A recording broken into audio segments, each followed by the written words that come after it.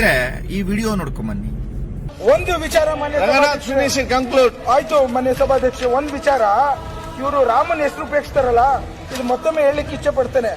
ಯಾವತ್ತೂ ಅಧರ್ಮವನ್ನ ನಾಶಪಡಿಸಲು ಶ್ರೀರಾಮನು ತನ್ನ ಬಿಲ್ಲನ್ನು ಬಳಸಿದನು. ಏನು?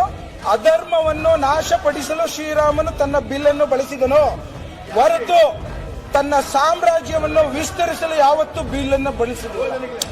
ಇವತ್ತು ಬಿಜೆಪಿಯವರು, ನರೇಂದ್ರ ಮೋದಿ ಅವರು, ಅಮಿತ್ ಶಾ ಅವರು, ಅಶೋಕ್ ಅವರು, ಸುನೀಲ್ ಅವರು, ನೀವು ನಿಮ್ಮ ಸಾಮ್ರಾಜ್ಯವನ್ನು ವಿಸ್ತರಿಸಲು ರಾಮನ ಹೆಸರು ತರ್ತಾ ಇದ್ದೀರಾ.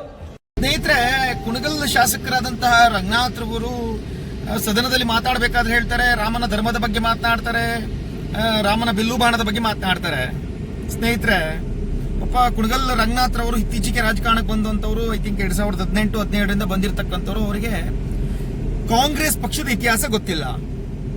ರಾಮನ ವಿಚಾರವನ್ನ, ರಾಮನ ಹೆಸರನ್ನ ಎತ್ತಲಿಕ್ಕೂ ಯೋಗ್ಯತೆ ಇಲ್ದಕ್ಕಂಥ ಪಕ್ಷ ಯಾವ್ದಾದಿದ್ರೆ ಕಾಂಗ್ರೆಸ್. 2008ನೇ ಇಸ್ವಿನಲ್ಲಿ ರಾಮ ಸೇತುವೆ ಹೊಡಿಬೇಕು ಅಂತೇಳಿ ಇದೇ UPA ಸರ್ಕಾರ ಅತಿ ದೊಡ್ಡ ಷಡ್ಯಂತ್ರವನ್ನ ಮಾಡುತ್ತೆ, ಅವತ್ತಿನ ಕರುಣಾನಿಧಿ ಜೊತೆ ಸೇರ್ಕೊಂಡು.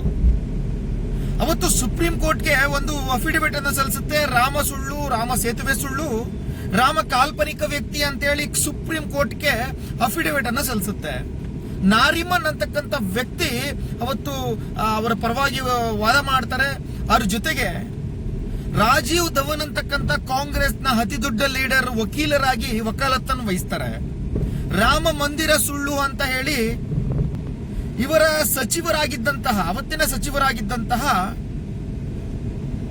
ಕಪಿಲ್ ಸಿಬಲ್ ರವರು ಅದರ ವಕಾಲತ್ತನ್ನು ವಹಿಸಿಕೊಳ್ತಾರೆ. ರಾಮ ಮಂದಿರ ಸುಳ್ಳು, ರಾಮ ಮಂದಿರವನ್ನ ಅಲ್ಲಿ ಕಟ್ಟಬಾರ್ದು ಅಂತ ಹೇಳಿ ವಕಾಲತ್ತನ್ನು ವಹಿಸ್ತಾರೆ.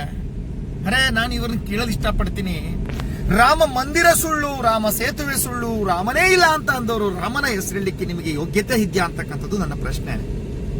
ನೀವು ರಾಮನಿಗೆ ಮಾಡಿದಂತಹ ಅಪಮಾನ ಇವತ್ತು ನಿಮ್ಮ ಪಕ್ಷವನ್ನ ರಾಮ ಈ ಮಟ್ಟಕ್ಕೆ ತಂದು ನಿಲ್ಲಿಸಿದ್ದಾನೆ, ನಾಶ ಮಾಡಿದ್ದಾನೆ. ಇನ್ನು ಮುಂದೆ ನೀವು ರಾಮನ ಕಾಲಿಡ್ಕೊಂಡು ತಪ್ಪಾಯ್ತು ಅಂತ ಹೇಳಿ ಬೇಡ್ಕೊಂಡ್ರು ಸಹ ರಾಮ ನಿಮ್ಮನ್ನ ಕ್ಷಮಿಸೋದಿಲ್ಲ.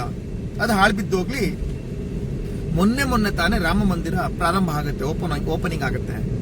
ಆಗ ಸ್ವತಃ ರಾಮ ಮಂದಿರ ಟ್ರಸ್ಟ್, ಅಯೋಧ್ಯೆ ಟ್ರಸ್ಟ್, ಸೋನಿಯಾ ಗಾಂಧಿಗೆ, ರಾಹುಲ್ ಗಾಂಧಿಗೆ, ಮಲ್ಲಿಕಾರ್ಜುನ್ ಖರ್ಗೆ ಅವರಿಗೆ ಆಹ್ವಾನವನ್ನ ಕೊಟ್ಟಿರುತ್ತೆ. ಆದ್ರೆ ದುರಾದೃಷ್ಟವಶಾತ್ ಆ ಒಂದು ಕಾರ್ಯಕ್ರಮಕ್ಕೆ ಸೋನಿಯಾ ಗಾಂಧಿ, ರಾಹುಲ್ ಗಾಂಧಿ, ಮಲ್ಲಿಕಾರ್ಜುನ್ ಖರ್ಗೆ ಯಾರೂ ಸಹ ಹೋಗೋದಿಲ್ಲ. ಯಾಕೆ ಅಂತಂದ್ರೆ ಮುಸಲ್ಮಾನ್ ತುಷ್ಟೀಕರಣ.